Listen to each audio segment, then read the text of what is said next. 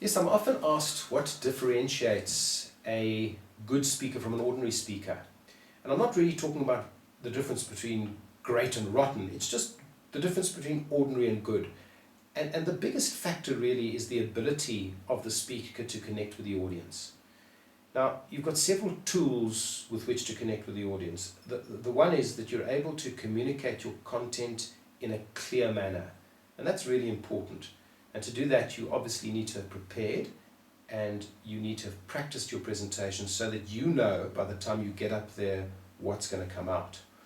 But it goes beyond just your content and the way you deliver it.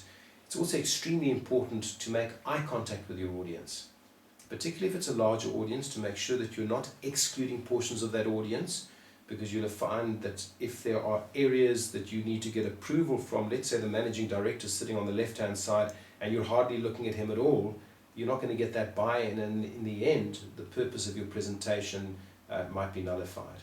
So it's really important to make that eye connection, either with individuals or with groups of people.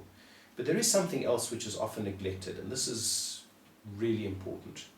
And that is the ability of the presenter or the speaker to get out of their own head and into the head of the audience.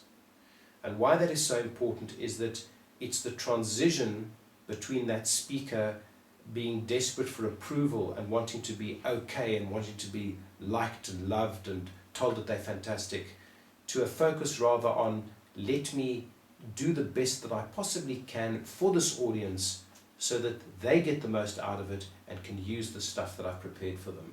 And that, to me, is what differentiates a good speaker from an ordinary speaker.